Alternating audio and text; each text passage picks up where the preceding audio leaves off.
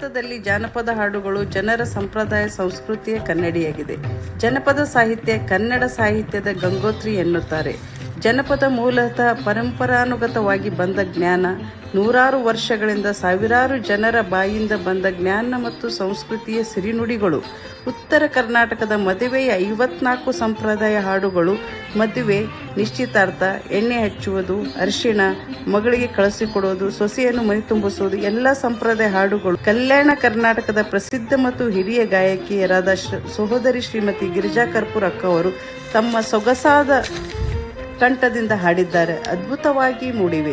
ತಮ್ಮ ತಂಡದವರಾದ ಸಹೋದರಿ ಶ್ರೀಮತಿ ಸುಲೇಖಾ ಮಾಲಿ ಪಾಟೀಲ್, ಸಹೋದರಿ ಶ್ರೀಮತಿ ಸುನೀತಾ ತಪ್ಶೆಟ್ಟಿ, ಸಹೋದರಿ ಶ್ರೀಮತಿ ಲಲಿತಾ ಕಂಬಾರ್, ಸಹೋದರಿ ಶ್ರೀಮತಿ ಚೂಡಾಮಣಿ ಮಾಲಿ ಪಾಟೀಲ್ ಜೊತೆಗೂಡಿ ಅದ್ಭುತವಾದ ಕೊಡುಗೆ ಕೊಟ್ಟಿದ್ದಾರೆ.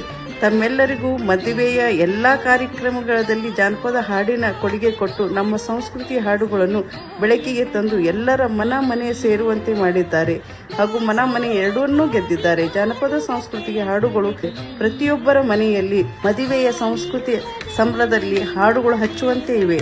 ಬಹಳ ಅದ್ಭುತವಾಗಿವೆ. ಪಟ್ಟಣದಲ್ಲಿ ಅಂಥ ಕಾರ್ಯಕ್ರಮದಲ್ಲಿ ಜನಪದ ಹಾಡುವರು ಸಿಗುವುದು ಬಹಳ ಕಷ್ಟ ಮತ್ತು ಕಠಿಣ.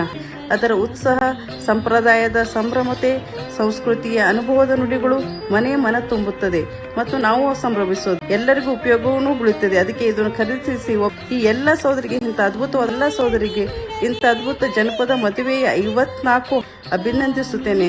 ತಮ್ಮೆಲ್ಲರೂ ನೀವು ಕೊಟ್ಟಿರುವ ಕೊಡುಗೆಗೆ, ಕೊಟ್ಟ ಈ ಜಾನಪದ ಸಂಸ್ಕೃತಿಗೆ, ಸಂಪ್ರದಾಯಕ್ಕೆ, ಈ ಪದ್ಧತಿಗೆ ಶ್ರೀಮಂತಗೊಳಿಸಿದ್ದಾರೆ. ಅವರಿಗೆ ಇನ್ನೊಮ್ಮೆ ಧನ್ಯವಾದಗಳನ್ನು.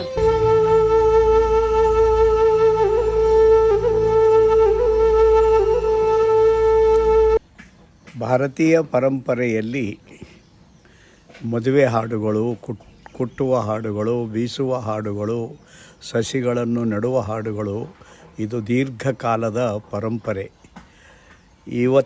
ಈಗಿನ ವಿಶೇಷವಾದ ಹಾಡುಗಳ ಸಂಕಲನ ಆದರಣೀಯ ಶ್ರೀಮತಿ ಗಿರಿಜಾ ಅವರ ಈ ಹಾಡು ಮದುವೆಗೆ ಸಂಬಂಧಪಟ್ಟಂಥ ಜಾನಪದ ಹಾಡುಗಳಿವೆ. ಅರ್ಥಗರ್ಭಿತವಾದ ಈ 56 ಹಾಡುಗಳು, ಅದು ಚಿತ್ರ ಸಹಿತ ಮತ್ತು ವಿಡಿಯೋ ಸಹಿತ ಇವುಗಳನ್ನು ಮಾಡಿ ಸಾರ್ವಜನಿಕರ ಹಿತಕ್ಕಾಗಿ ಮತ್ತು ದೇಶ, ಧರ್ಮ, ಸಂಸ್ಕೃತಿಯ ಉಳಿವಿಗಾಗಿ ಅವರು ತಮ್ಮ ಸಂಗಡಿಗ ಸಹಯೋಗ ಮಹಿಳೆಯರೊಂದಿಗೆ ಮಾಡಿದ ಈ ಸಾಹಸ ಅತಿ ದೊಡ್ಡ ಸಾಹಸ.